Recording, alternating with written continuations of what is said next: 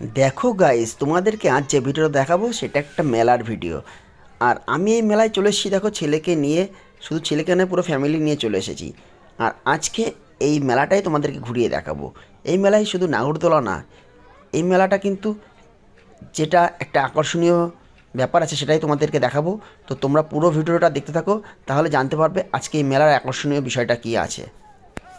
তো তোমাদের প্রথমেই দেখাই, এই দেখো কত বড় একটা নাগরদোলা। এই নাগরদোলাটা কিন্তু চড়তে ভীষণ ভালো লাগে, আর আমার কিন্তু একদম ভালো লাগে না। তোমাদের কার কার ভালো লাগে তোমরা কমেন্টে জানাবে। তারপর দেখো চলে এসছি এই যে ডিস্কো ডান্সার, এটাকে ডিস্কো ডান্সার বলে। এটা কিন্তু ভীষণ ভয় লাগে আমার। তোমরা কখনো কি উঠেছো এই রাইডটায়? এই রাইডটা বলো কে কে উঠেছো আর কেমন লাগে, কমেন্টসে কিন্তু অবশ্যই লিখে জানাবে।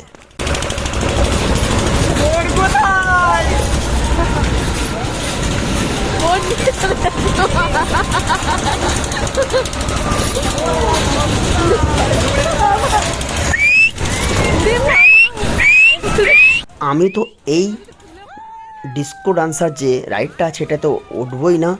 তো আমার ভাইরা আমাকে ভীষণভাবে জোর করলো, আর শুধু ভাইরা নয়, মিলিও ভীষণভাবে জোর করলো। তো ওর কারণেই আমাকে উঠতে হয়েছিল।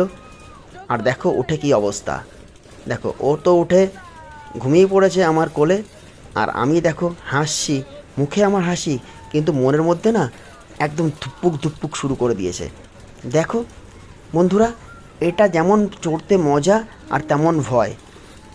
তো আমার কিন্তু ভীষণ ভয় লাগছিল।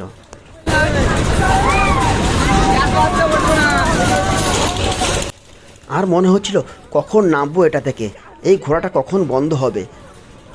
যতক্ষণ না ঘুরছে ততক্ষণ আমার মনটা যেন উড়ে যাচ্ছে ধুপ্পুক ধুপ্পুক করতে করতে। তো অবশেষে আমি নেমে এলাম, আর দেখো তারপর আমাকে বলছে এটাই উঠতে। এই নাগরদোলায় কোনোদিন আমি উঠবো না, কারণ একবার আমি উঠেছিলাম এর থেকে ছোটো একটা নাগরদোলায়, তখনই আমার একটা জিনিস আউট হয়ে গেছিলো। তো সেই থেকে আমি প্রতিজ্ঞা করেছি না, এই নাগরদোলায় আমি কখনো উঠবো না। তোমাদের কেমন লাগলো এই নাগরদোলায় চড়াটা একটু জানিও।